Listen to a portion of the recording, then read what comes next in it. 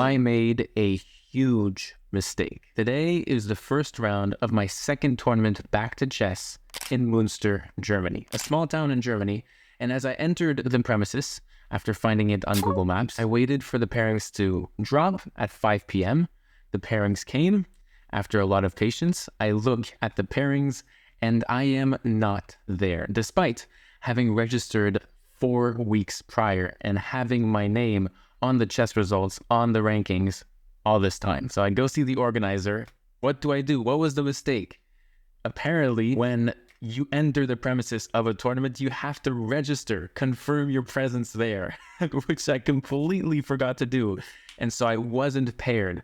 So the organizer tells me, look, I'm going to give you a 1 point, a bye point, which means I won't play today, but I will have 1 point in the rankings for the next round tomorrow. Or in case somebody doesn't show up today, I'll pair you against their opponent and that will be your game for today. So I said, sure. So he said, just like hang around 9 minutes more and we'll see what we can do for you. Sure enough, 5 minutes later, he says, look, board 53, there's nobody here, play this guy. And so I play against a guy. I have no idea what this guy's rating is the entire game. I didn't even go to check because I don't know why. I kind of wanted the mystery for myself. I traveled from Amsterdam to Münster by bus, and I had to wake up at a measly 4 a.m. to catch a bus from my residence in Amsterdam at 4:43. From 4:43, we took a bus to the central station in Amsterdam, and then from there, I went to Utrecht by train, and then from there, we took another bus from Utrecht to Münster, crossing the German border. So I was very tired when I got to my hotel room in super early checkout at 10:30 a.m. The guy at the customer service was super nice. And he was like, yo, you can just have the room super early. And so I napped from like 10:30 a.m. to literally 3 p.m., got something to eat, and then went into the tournament hall. So my opponent has the white pieces. I have the black pieces. He opens with c4. I don't know what rated player opens with c4. You either have 15, 1600s, 1800s, 2000s, all the way up to 2400s to play c4. So I don't know how to gauge their talent. I'm just flopped here against an older gentleman, I think in his 50s or 60s. c4 is played. I go e6. This is how I counter against c4. I just play against it as if it was d4, because when d4 comes, not here, but later on, it transposes pretty much to a d4, d5 game, and we have a queen's gambit declined, and I love to play this. Why? Because I play the semi-Slav, which is notorious for this pairing of pawns, which is also called the triangle system because of the pawns that form a triangle. And so I've played this since I was a kid. This is my opening from when I was like literally 7 years old as a boy playing against d4. So this is one of my first openings that I learned the semi-Slav, which translates into, after bishop d3, d takes c4. And now we go into the Meran variation, M-E-R-A-N, which I have been playing also as an extension of the semi-Slav for a very long time. Bishop takes. The idea of taking on c4 is that you gain a tempo as the black pieces. So after the bishop is lured to the c4 square, now I go with b5, attacking the bishop, gaining that time on the board, forcing the bishop to move, and now a6. That's the whole goal of the opening. So I'm not developing my bishop. Instead, I'm choosing to play a6 here to support my b5 pawn and to increase the chances of me pushing c5 on the next move. Not possible without that a6 pawn supporting it. And so castles was played, and I play c5 immediately. Everything so far is so good. The plan is, if they take on c5, I take back the pawn, developing my bishop, gaining time, right? That doesn't happen. Obviously, this is pretty known in the opening to not take on c5 for the white pieces. Instead, they'll do the same thing that I did to them. So they'll wait for my bishop to move and develop, and then they could take on c5, making me lose a tempo, and everything is all good. b3 is played. I go bishop b7, so I'm just aiming to axe my light square bishop across that super long diagonal. Bishop is pretty nice. I love it. So bishop b2, rook c8. Rook c8 is a deeply prophylactic move. I don't want the queen to develop on c2, and by doing that, I make sure of that by that rook on c8 move. So queen e2 is now played, bishop d6. which is not that good of a move because of a specific variation that I missed. But in the grand scheme of things, I'm getting a raise of bishops along these two diagonals. I'm super happy about this, and I'll castle very nicely. Here, I thought deeply of a very, very aggressive plan, and that is g5. This is not prep, by the way. g5 is so aggressive that it will get you a felony in the street. There's multiple examples why g5 is very attractive, and I hope you'll agree with me after I show you. If white accepts the sacrifice on g5, black has some serious counterplay, with rook g8 aiming to just get that g2 pawn and win, basically. And it's not that easy. If you defend with h4, I just go in with h6, and this is really hard to defend here. The second the knight goes back, let's say to f3, I can just take here on d4. The knight can't take because of rook takes g2. And so this forces e takes d4, and now I go like knight h5. And things here are looking pretty nice for the black pieces. Like the counterplay is really present, right? And if you move the knight, let's say back, well then this is completely over. This is what we call a windmill in chess. And then I would have rook takes f2 check, and it's completely over here. If h3 to take up that g4 square, so white not accepting that sacrifice, here there's h5, and like I'm doubling down. The reason why I didn't play g5 though is because white can just like be cold with it and just go like knight b2. And it is the best move by the engine. And this is what I saw in the game. And this is why I didn't play g5, because here my pawn looks absolutely despisable. Not a word. I despise my pawn. It's disgusting how useless this pawn becomes when there's no target on this knight f3. The g4 move does absolutely nothing. h5, h4 looks supremely slow. And so ultimately I go with bishop g6. Long story short, my opponent goes with e4 here.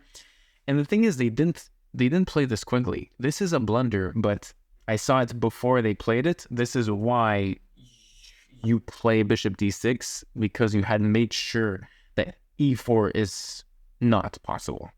Okay, why? Because if e4 is possible, this comes with the e5 threat, and I would have to remove my bishop again.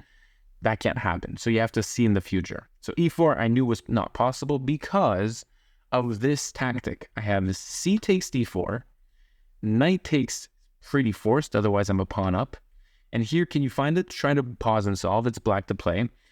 I was kind of lucky when I saw this in my analysis. I was like, oh, this works. And then I kept looking and looking and looking, and so many variations passed by.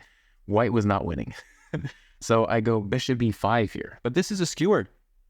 Usually the knights can defend themselves. Knight e2, knight b5 defends the knight here. Or knight ce2 or knight cb5, and the knight defends here. But those squares are unavailable, and these knights can't defend each other. And thanks to who? The rook applying pressure on c3.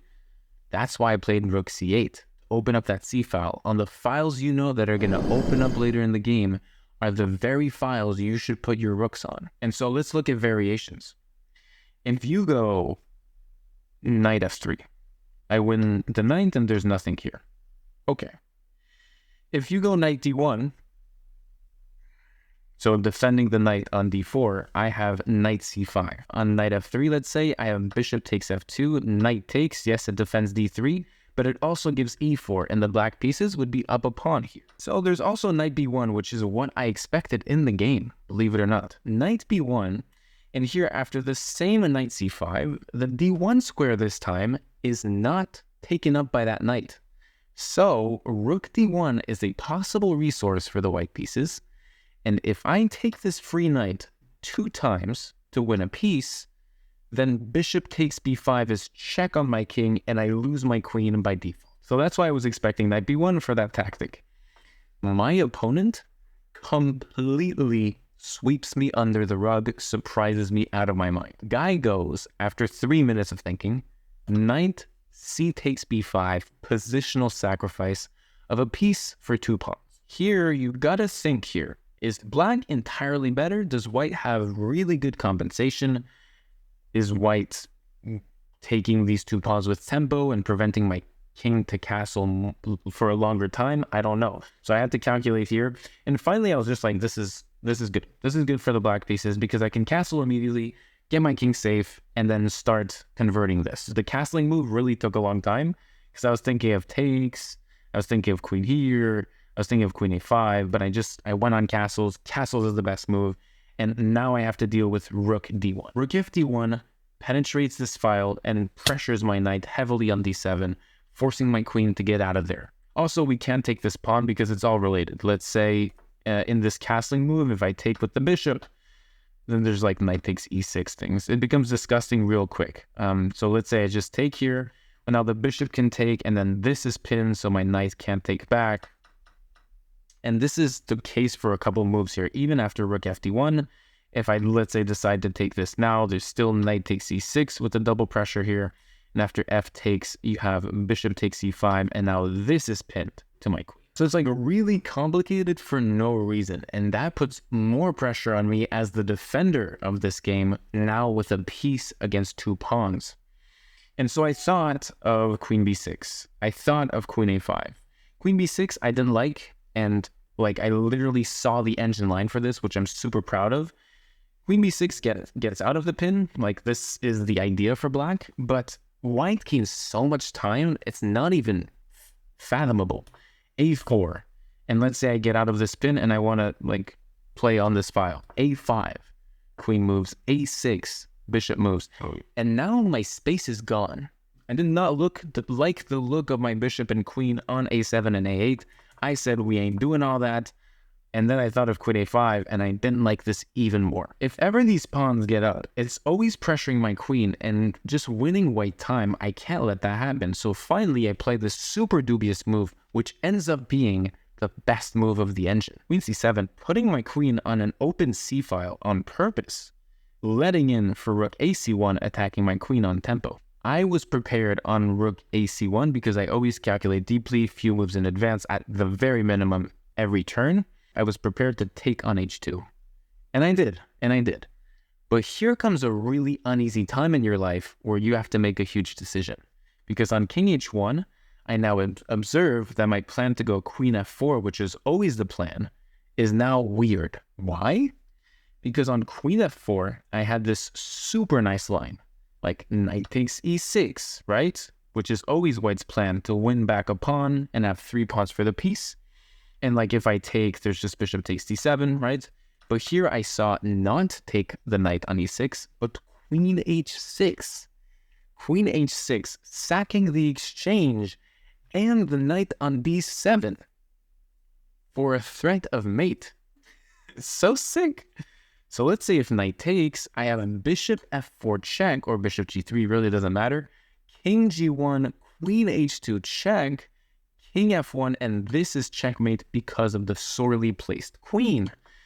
And so this means that white has to do something about this first.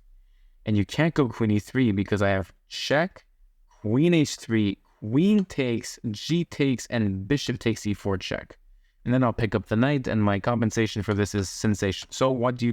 G3 to take to give some air, bishop takes g3, check on the king by the queen, king here, check, king up to f3, and here I was like, okay, enough calculations. Even though I didn't find a mate, I was like, this is winning for black in my calculations.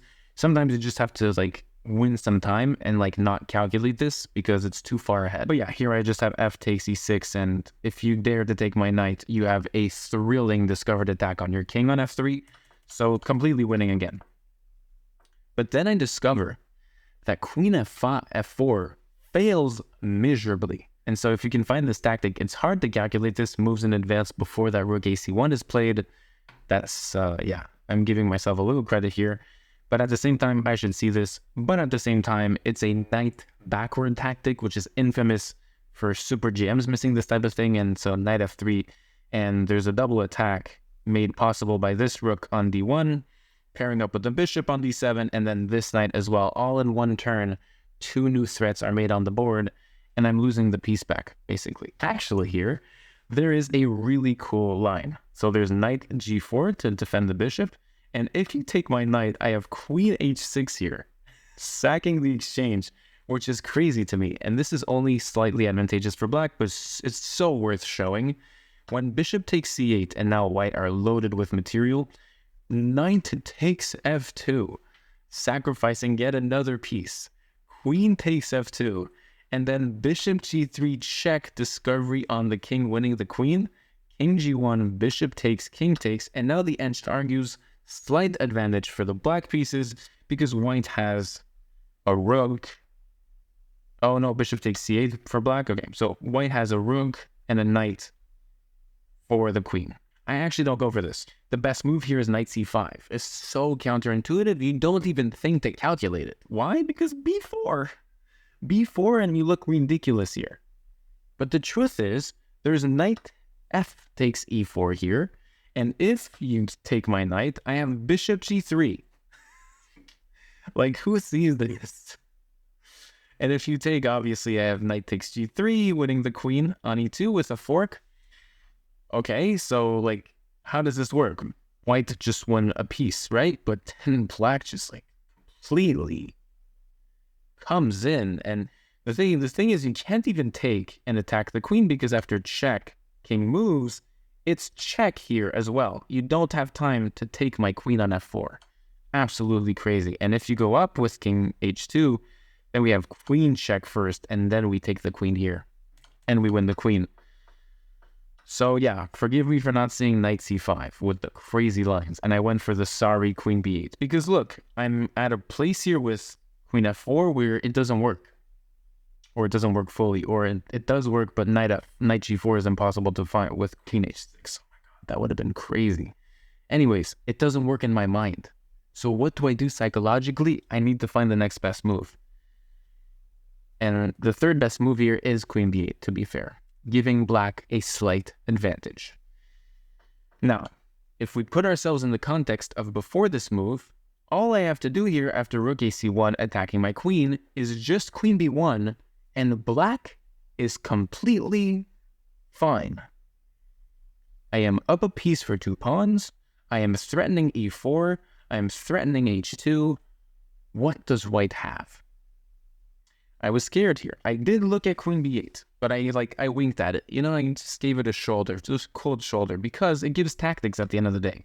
And people are scared of tactics, and I was scared of these tactics here. Knight takes e6, right? And the idea is just, okay, discovered attack on the knight. We've seen this theme so far in this game. But yeah, after takes, bishop takes, rook takes c1, just giving this with check even, and then just bishop takes, let's say, I just have a super nice attack with knight takes. And this is a line that I had seen actually in a different variation. So actually here on takes, king here, and then queen b8, I looked at so many things here. So there's so many things that, like, if you go for queen b8, you go for queen b8, and there's 3 lines you need to know by heart. And those 3 lines are knight takes c6, discovered on this knight, which I had prepared, and this is winning for black. F takes, bishop takes d7, forking these, and here you don't go for knight takes d7. Because knight takes c7, we have a super ugly position after rook takes. Do not go for this. Do not go for this. Instead, you want to give this pawn with check counterintuitively. You want to trade the rooks, and here they do the intermediate check. You give this. Check here, king here. I had seen this, and I love this, because here, after bishop or rook takes, I have knight takes e4, and it's the same exact position as we just saw, and black looks absolutely devastating. All my pieces are attacking. This is over very soon. I can guarantee that. So I had seen this. I had also seen rook takes here, which I liked because of bishop takes c8, and then we just defend everything. And there's no knight takes e6 tactic because I can just take, and this is super well defended. So the big, surprise is the bishop takes c8 because I defend the knight. So that was fixed, and my opponent played the third move, bishop takes d7. I had prepared against this too. The idea is to take on c1 first, and after bishop takes, there's no bishop check here because they didn't sacrifice on e6. It's all very complicated, but you can rewind the video if I talk too fast over some things. I hope it is very clear. If not, if you have a comment or a question, I will respond to it. I would do my best to respond to a specific question of this game if you do have one any time in this game, okay? Bishop takes c1 here, and now I take on d7, and I missed knight f3. Okay. But I had seen that on knight takes e6, I had f takes e6, and rook takes. And that was the idea of rook takes c1, is that this bishop is not on b2 in this line, so there's no attack on g7, which means that I have things like bishop c6, I can kick the rook, and like I'm fine here, I'm up a piece. Knight f3 came to a huge surprise. A double attack, not a double attack that's new for us, because we saw it in another line, but a double attack that really makes you think. I have so many, I have so many possibilities here. It's crazy. I thought of bishop f4. I thought of queen c7. Ultimately, I came up with bishop d6, but I was planning on giving a piece here because after queen d3, it's over. Okay, it's no, it's not over. It's over. The material advantage is over. My piece up is over. Apparently not. Apparently not. There are three ways to save the piece here. Pause the video to solve. I'll even take off the red here. Black to play and win. I had 10 minutes left on the clock, so it was like a rapid game. Given the fact that I have 19 moves left until I make that bonus 30 minutes time, I'm gauging my time in increments. So I'm giving myself 1 or 2 minutes per move. I'm not trying to take 10 minutes on this move, although that would be a super winning solution here had I found one of these three moves, which is bishop c7. Bishop c7, and you save the knight on d7, because if queen takes, the bishop on c7 helps defend that d8 square, and this is a winning skewer. What? I'm pissed. And that being said, bishop e7 also works, because on queen takes, you also have rook d8. I missed this, completely missed it. And the third one, which just annoys me a little bit more, and it's rook c8. And once again, you can't take my bishop, queen takes d6, because I take the queen, and the rook cannot defend the bishop anymore. Rook takes, and then rook takes c1. And I'm up a piece because it's check here. The king will move, and I'll save my knight. Well, okay, so that's the blunder. Yeah, that's my blunder. So we each do a blunder in this game. At this point in the game, knight c5, my opponent's device beeps. I don't know if you've ever played in a tournament. I don't know if you've ever seen this in a tournament while playing in a tournament, or I don't know if this has ever happened to you. For me, it's all three. Everything has happened to me. So this guy's thing beeps, and I'm like everybody's looking at him. The tables around him are looking at him. He's lost. He lost the game because your device beeped. Your device is not allowed to beep. And I'm like, you lost. I'm giving him big eyes. I'm like, you lost. And then he leans in and he speaks some German to me, and I don't speak German. I don't understand German. So I was like, I'm sorry. And he goes, and he tries to find his words, and he's like, it is a medical device. And now I'm like, is he playing me? Because it wasn't like a phone, but it could have been like a Sony. I don't know. Even if it's any type of phone, your phone rings, you're done. Game over, you forfeit the game. And so I look around at the people who are looking, and then I'm like, okay, I'm not going to let this go by me. I'm not going to be a pushover and just let this go. So I said, okay, I'll go see the organizer. And it was his turn, so he takes his time here. And I go see the organizer, and I say, excuse me, sir, my opponent's beeper device beeped. And, I just wanted to know if it's legal, because my opponent had told me this is legal. I'm allowed to have it on me. So the organizer goes to see him, and he's like, hi, I'm just looking to see, what's your device? And he shows him a device. And a few minutes later, the tournament organizer, gives me a thumbs up, it's good. I'm like, what? I'm to find out at the end of the round that this was his medical device. It was testing his low blood sugar. So if his blood sugar goes under a certain level, he needs to know immediately. Otherwise, it can be fatal, I guess, or it can be a big medical situation, which I didn't know, obviously. And now I feel like knight c5. And here the idea is that I knew I was giving up the piece from this moment here. So I said, okay, what if bishop d6, queen d3, or queen d2 is forced to win back the piece, and now I have knight c5. I just flew over this. But here, after queen d3, this was my plan. I go knight c5, I give back the piece, and now I trade And material here, my opponent had 2 pawns for my piece, right? I give the piece back, but I won a pawn on h2, and now I'm winning a pawn on e4. But, so now we're equal, but we have a fork here.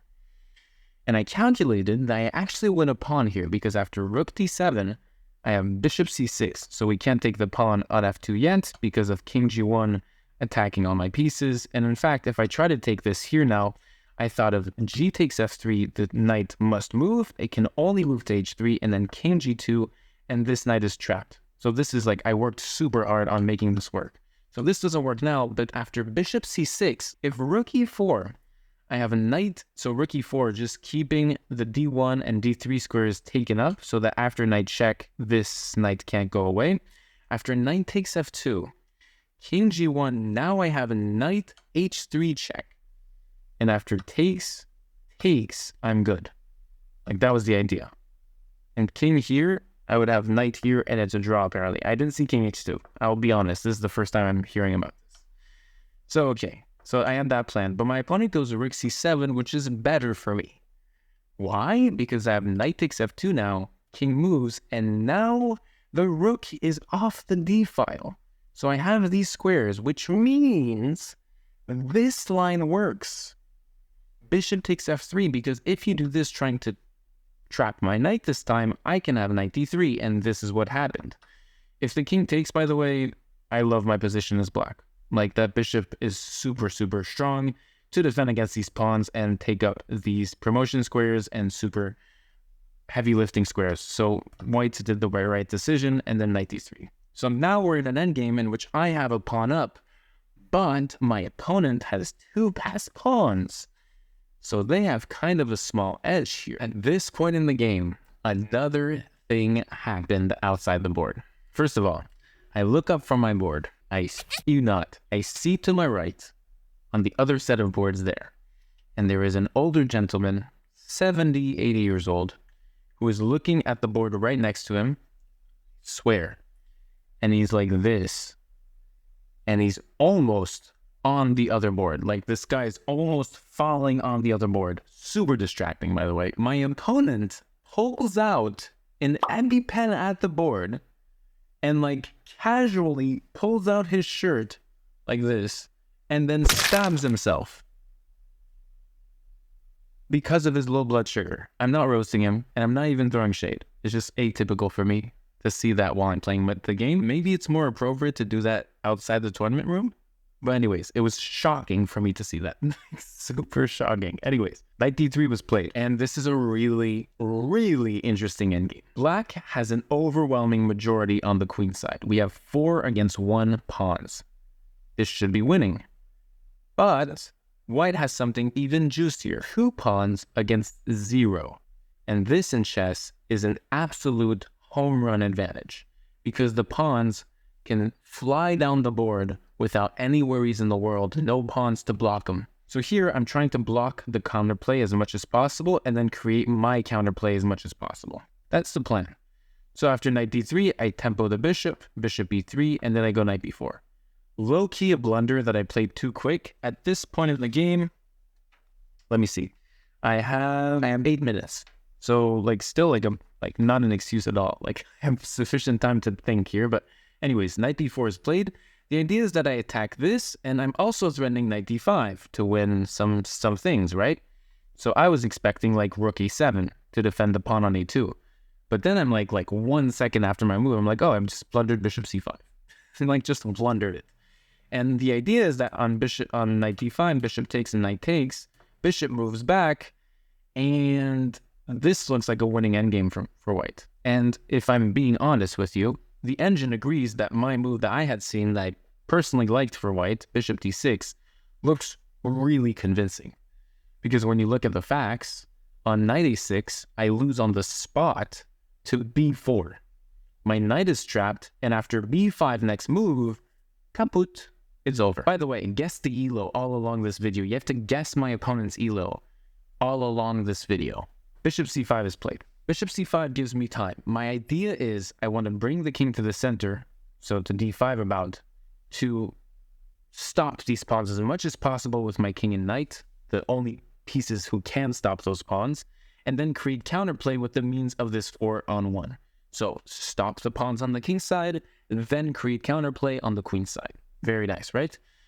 I have to make, however, a trajectory for my king. My king cannot go this way because of the bishop staring down f8. And it's not obvious. If I go e5 immediately, I blunder a pawn to bishop d6, right?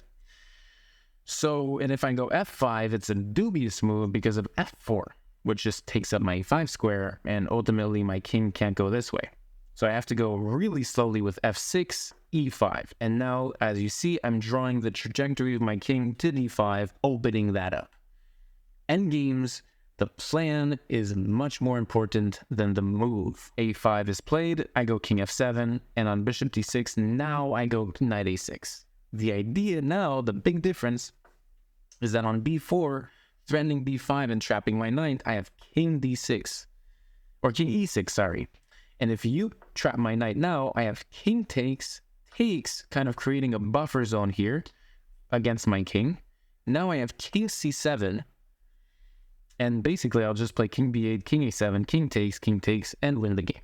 You can't take my pawns in the meantime. My pawns will be sustainable against a king and pawn here in the meantime, so black is completely winning. This is not a possible variation. So bishop f8 is forced to be played, and then I go g5, and then king f2. So this, by the way, so far in this endgame is a complete dead draw. I had told myself that on any king move in this endgame, the second white takes a king to move in this endgame is when I have to combat with my pawns and then play a knight move. Yeah, my idea was to play pawns on king moves. So the more the king goes towards the center, the more I want the king to go back towards the queen side where my pawns are just flying, right? That's the idea. But I had a really nice opportunity here to frame these two pawns with knight c7 because the bishop's not on c5 anymore. And so there's no b5, a6 trick. I have an idea now to just like pause these two pawns because my knight, although it's on a dark square and can be attacked by a bishop, this bishop can't do niche to attack my knight. The bishop is so badly placed to attack this knight because I activated my king. It's so important you activate your king in most endgames. In queen and rook endgames, maybe not the best thing, but in these endgames, certainly is. And you can see the direct effect. Like my king is a gangster mob boss. So knight c7 is played. King e2 now, and now I go for h5. h5, getting those pawns in. Bishop c5, I really didn't like this. Yeah, my opponent's going for a plan like this, and then maybe like here. It's too slow in my opinion. Like my pawn runs. Here, white has only one move to draw this, and it's the annoying bishop e7. I can't play up because of bishop takes, so I'd be forced to go down. Oh, here the only move is bishop d8. Wow. Knight b5, and then a6 with bishop b6, a7, a8, and I would have to sack my knight and stuff like this. So on bishop f8 here, to my surprise, it's winning for black after g4, and I progress my pawns. So it becomes a point where it's very slim. The margin of error here is very large for the white pieces. If you miss, you miss. You miss completely. Bishop c5 was played, and now I played knight a6. The idea of knight a6 is that if you play b5, I win the bishop. So again, just pausing these pawns as much as possible, playing prophylactically, and not giving anything to the white pieces. Black's best move is to play bishop f8 to threaten that b5 move to get their bishop out of the way. But they play king d3, and that is the losing move of this game. And at this point, my time goes extra bonus. For this entire knight and bishop endgame, I've been at 2-3 minutes. Now my time goes bonus at move 43. So on this clock, at move 40, you're supposed to gain 30 minutes, right? Another chaos of this round, by the way. This is not for YouTube. Like, this is not at all to, like, sell this video to you. Like, this was a crazy round. Like, things happen. Anyways, I talked to my opponent like 5 times during the round. Like, this is like unheard of. People around us were talking in their games. Like, I was like, what's going on? Anyways, the neighbors are knocking, so they're not happy with me screaming. My opponent, I asked him, like, our times didn't do bonus. Our times didn't go up 30 minutes after 40 moves. What's going on here? And he goes, yeah, on these clocks, you're supposed to wait for the time to go to 0 for that time to be bonus. I had no clue that happens. Brethren, I'm clueless. My clock went to 0 on move 43, and only now I saw that 30 minutes bonus time. So I have plenty of time to play this endgame. And I do. I play this endgame really well. Here I find the forced win for the black pieces. Pause the video to solve the problem if you want to challenge yourself. The solution is a forced line to win this game. And that is trading the pieces off to play king d5 and after a6, king c6. And holding the fort here while your pawns penetrate the queen side and force this king out. I can move my king, but it would be like c5, c6. My opponent, I was calculating king e4. I have h4 is not that winning. Wow. I have g4 here. Yeah, I was going to play h4 here on king e4, but I have g4 apparently with like f5 things. And it's like my pawns slide down the board. I can make an example for you. It's fairly easy. Let's say king back, f5, king here. And I had to kind of do this in my head just to make sure that it was winning, And so, yeah, so this wins. I have e3 here, king here. Then I can just I always have these tempos, right? I always have this king c7, king c6 action, which is really helpful because on a move where I need to force white to play their move, this is where I win. So the king has to move, or you can give a pawn if you want. So, which would just liberate my king, right? So on king g2, now I would have e2 with e1 queen. So that's the idea we're running with. So king c6, to my surprise, my opponent went with king c4 doubling down. I had looked at king c4, but brethren, I was like the idea is to infiltrate with king d5. So with a7, forcing my king to pull down and then king d5. I was just not buying it because h4 and my pieces run down the board. Apparently g4 is like the more clean move in terms of that because my pawn just runs down the board smoothly and there's no enemy pawn here. So let's say f takes a7, which is what was played in the game roughly. King d5. Here I just have g3, and on c6 check, king takes and king d6, g2, c7, g1 queen, and on c8 queen, I have queen b6 check. If you go up, I have queen b7 check, trading the queens, and if you go down, I have queen b7 check, trading the queens. Impossible to see, well, not impossible, but really crazy to find g4 better than h4, that much better, right? Anyways, h4, I calculated everything. It's still winning, but less winning. Black needs to do some work, a7 king here, the same force variation. I want to mention, though, in case you have an inquiry, c6, black has this phenomenal idea that's just king b8. Like, stopping the push of the pawn on h4. 2 on king d6 threatening king d7, play king c8, and white does not queen their pawn, ever. And then I would just queen my pawn easy. So king d6 is a must, because now if I go king here, well then it's a draw with king d7, and this pawn will check and queen. It will gain the time for the white pieces, and so it will just be this way they queen and it's not check, and now I can win a pawn. So queen takes f3 is way better than what I played queen d1. I thought I was being a special person with queen d1 check first and then taking to get the king out of there, so my king wouldn't be like in a throw of checks. But apparently this is less winning, to queen c4 by white. And the idea is on queen here, there's queen b5, and white just wants to check me along this kind of square to draw. And black needs to play really precisely. Like, I have only 2 moves, queen d4 and queen e3, to not draw this. So that was crazy. But anyways, they played queen c5, which is not as good. Queen c4 is so hard to find, by the way. And here, one move wins for black. Pause the video to solve. You can't play king b7, king b8. You can't, because of queen b4 or queen b5 things. And then your king will just stay in this very magnificent realm of checks by the white pieces, and it's a draw. So I went king a6, very precise.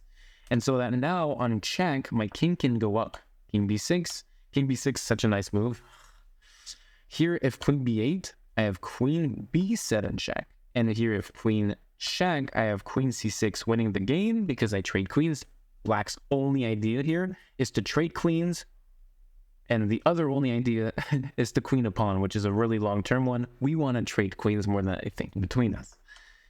And if queen here, I had queen c7, and white has no more checks here because of my pawn on e5 taking up the d4 square. So I was so proud of that. And then they played queen d8. Of course, they saw that queen b8 was not that good. King c5. And here I can't play the blunders, right? You always have to double check your moves before playing them. I have 25 minutes. There's no excuses. King c6 would just give the game to queen e8, right? So I have to play precisely. Check, go up, check, go up. And the idea is that my king gets refuge on this side of the board, and I even want to go maybe to g4 and push e4 on a check here. So block and modify my position and progress my position. Here I found a really nice oasis, banning my opponent from any more checks. On queen g1, I have, which is the only check here, I have king h3, and there's no checks here. And I'm very happy because my pawn pushes down, my queen is still defending f6, and, you know, we're doing good. We're doing good in life. Also, we're threatening queen g4 with trading queens, which would be actually nicer than anything else in the world because it's a 4.5-hour game, and I am tired. I'm on 2 hours sleep plus a nap, but that doesn't count, right? I'm on cumulative 6 hours sleep at this point.